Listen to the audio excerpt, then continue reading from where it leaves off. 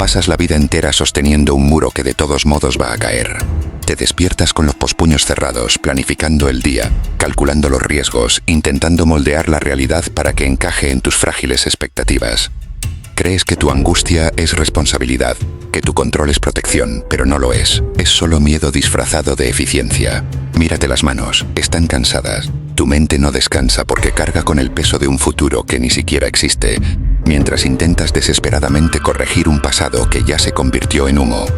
La verdad es incómoda, pero necesitas escucharla. Nada de lo que intentas retener a la fuerza te pertenece.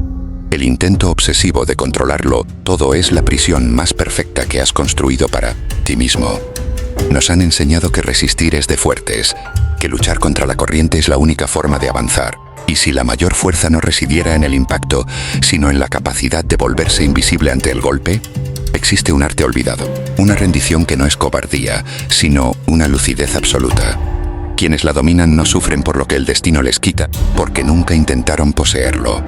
Hoy vas a entender por qué tu resistencia te está destruyendo y cómo el verdadero poder empieza justo en el instante en que decides abrir los puños.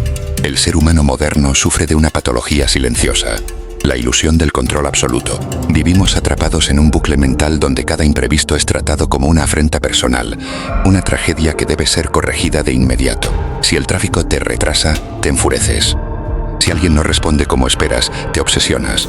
Si tus planes económicos cambian por un giro del mercado, te quiebras por dentro. Psicológicamente, esto tiene un nombre, lo llamamos el sesgo de la ilusión de control.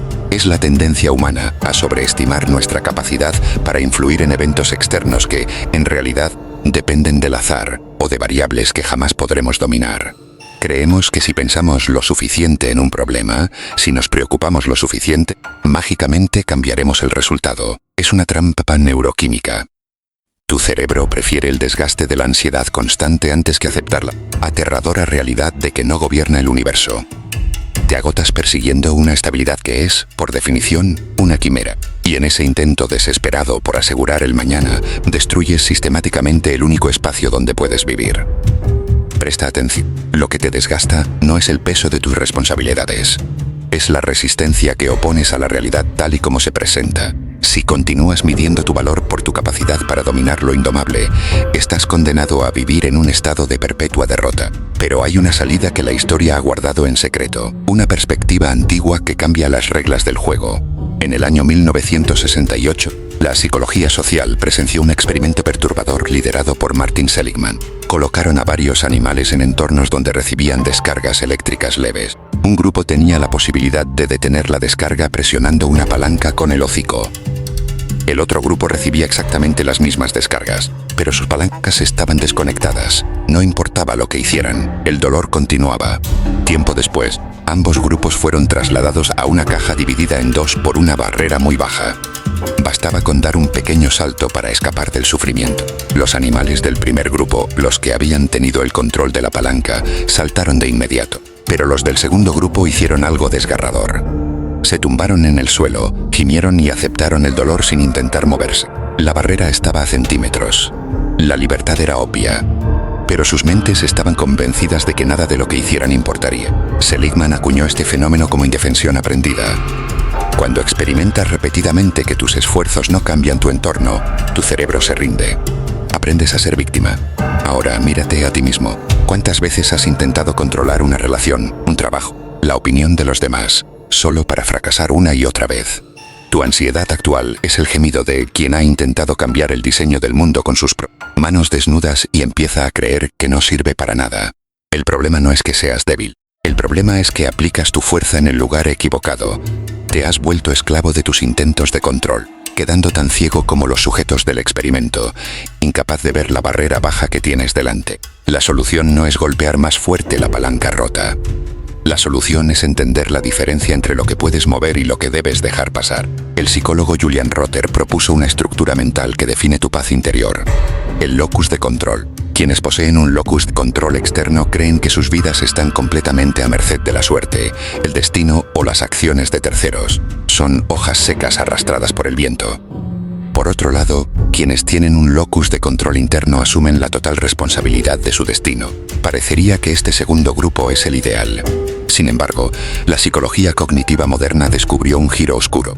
Cuando tu locus de control interno se hipertrofia, cuando se vuelve rígido, te conviertes en un tirano de ti mismo. Te culpas por la lluvia, te culpas por la enfermedad. Te culpas por el desamor de alguien que simplemente decidió marcharse. Tu mente colapsa bajo el peso de una omnipotencia imaginaria. La neurociencia demuestra que este estado de hipervigilancia activa constantemente la amígdala, inundando tu sistema con cortisol y adrenalina. Estás físicamente diseñado para huir de un depredador, pero aplicas esa misma química destructiva cuando alguien tarda 2 horas en contestar un mensaje.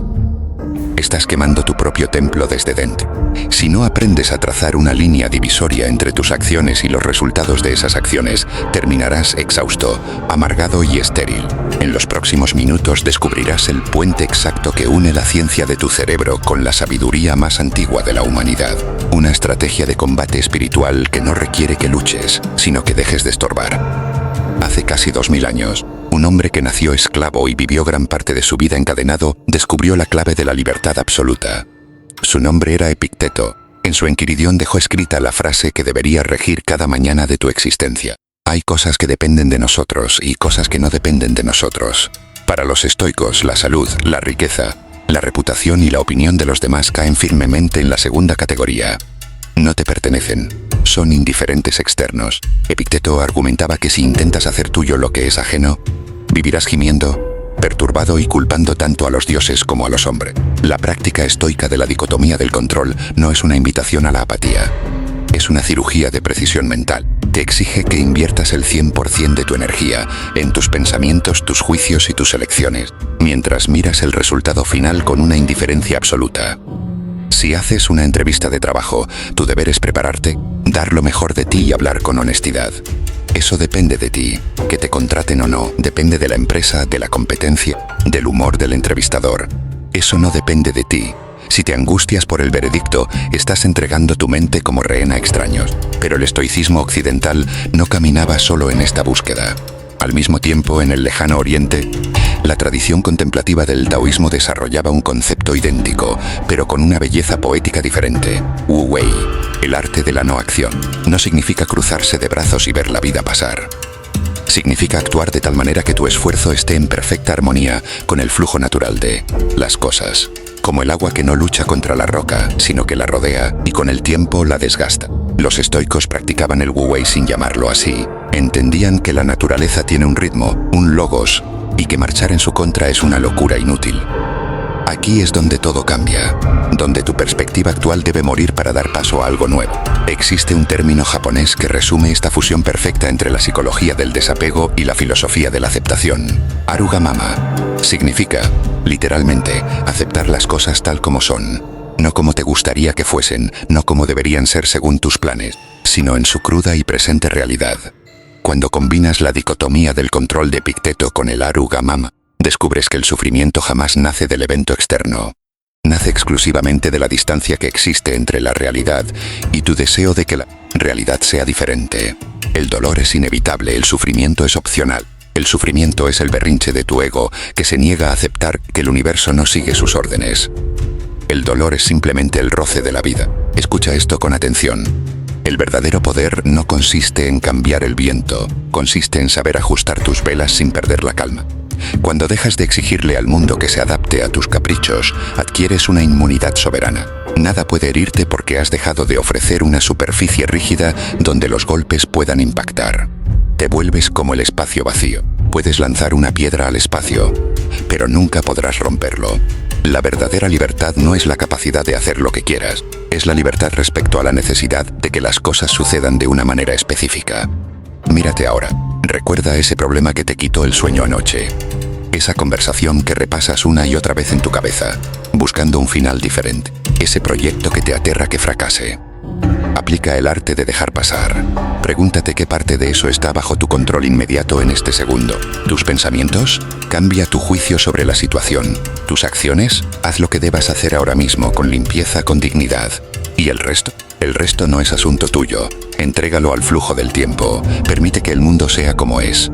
Suelta la cuerda que te está ensangrentando las manos. Al principio sentirás un vacío extraño, casi como un vértigo. Tu ego te gritará que si no te preocupas, algo malo sucederá. Ignora esa voz. Es la voz del prisionero que le teme a la puerta abierta.